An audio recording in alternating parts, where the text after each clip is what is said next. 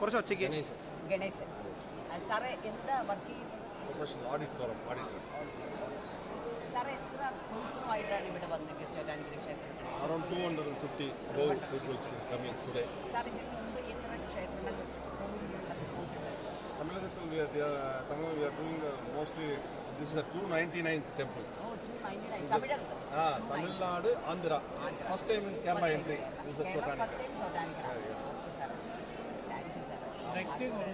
Next day tomorrow morning Kodungalur. Then day after tomorrow in Thiruvanchikulam. Mahadeva temple. Sundara Vellayanayil Kailayam Salam. Adiyargal Pudeshula. With all Adiyargal support, we have to do this service. This is the 25th year, beginning of January 26. That's the reason.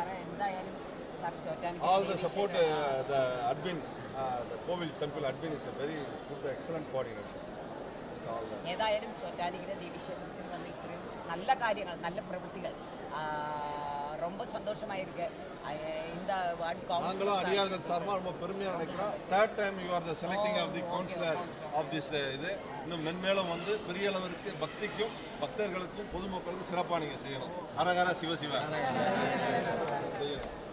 இந்த சோட்டானிக்கரை தேவஸ்தானம், கொச்சின் தேவஸ்தானம், இந்த மாதிரி பக்தர்கள் தூய்மை செய்யும் பணியாளர்கள் அடியார்களுக்கும் பெரிய அளவிற்கு உடனே கேட்டு எல்லா விதமான ஏற்பாடுகளையும் உடனே செஞ்சிருக்காங்க. அவர்கள் எண்ணமும் சிந்தனையும் மென்மேலும் வளர்ந்து சிறப்பாக இருக்கணும். இறைவனை வேண்டிக்கிறோம். திருச்சிற்றம்பலம். கணேசன் இந்து ஆலயங்கள் சுத்தம் செய்யும் இறைவனை மன்றம், சென்னை.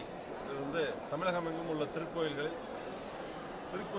தூய்மையாக வைக்க வேண்டும் என்று உளவார திருப்பணி நால்வர் பெருமக்களில் நாவுக்கரசு பெருமானின் உளவார பணியை மேற்கொண்டு அடியார்கள் புடைசூழ தமிழகம் பிரதி மாதம் 4வது ஞாயிற்றுக்கிழமை 400க்கும் அடியார் பெருமக்களை அதிகமாக சென்னை, செங்கல்பட்டு, காஞ்சிபுரம், திருவள்ளூர் மாவட்டத்தில் இணைந்து அடியார்கள் புடைசூழ பணி செய்து கொண்டு வருகிறோம்.